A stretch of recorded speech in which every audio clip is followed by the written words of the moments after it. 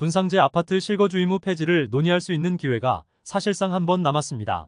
그동안 야당의 반대로 1년 가까이 국회에서 통과되지 못하고 있으며 올해 마지막 소위가 예정된 12월 6일에도 여야가 합의하지 못한다면 국회 법상 법안이 회기 종료와 동시에 자동 폐기됩니다. 또 내년에는 총선 전국을 고려할 때 개정안 통과는 사실상 불가능해질 가능성이 높습니다. 최근 국회 국토교통위원회 법안 소위에서 재건축 초과이익 환수법 개정안 등이 통과됐습니다. 그러나 실거주 의무 폐지를 담은 주택법 개정안은 여야 간 의견 차이로 법안 소위 문턱을 넘지 못했습니다. 정부가 발표한 실거주 의무 폐지 법안이 계속 무산되면서 해당 규제를 받는 집주인들은 속이 타들어갑니다.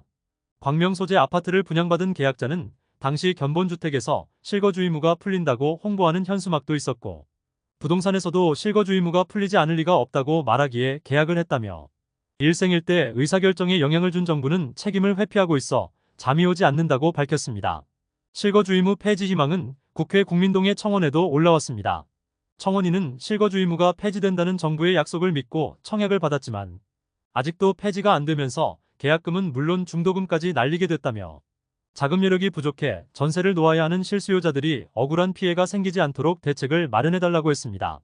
현행법상 2021년 2월 19일 이후 분양한 수도권 분상제 주택에 당첨되면 최대 5년간 입주해야 합니다. 실거주하지 않고 전세를 놓거나 집을 팔면 최대 1년 이하의 징역에 처해질 수 있습니다. 국토부에 따르면 현재 전국에서 실거주 의무에 걸린 단지는 총 66곳에 4만 4천 세대 수준입니다. 당장 서울 강동구 이편한 세상강일과 강동 헤리티지자이, 은평구 센트레빌과 둔촌주공 재건축 등이 조만간 전매 제한 해제를 앞두고 있습니다. 그러나 실거주 의무로 전세를 주거나 팔 수는 없는 상황입니다. 부동산 시장 전문가들은 실거주 의무를 빨리 폐지해야 한다고 주장하지만 야당의 반대는 강력합니다.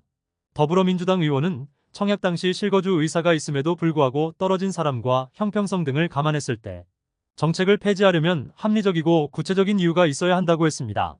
또 금리 인상 등으로 현재 자금 사정에 현저한 차이가 발생한 경우에는 국토부에 민원을 제출하고 심사를 통해 예외를 인정해주면 된다고 밝혔습니다. 지금까지 잼스톤TV였습니다. 오늘 영상 도움되셨으면 구독과 좋아요 부탁드립니다. 시청해주셔서 감사합니다.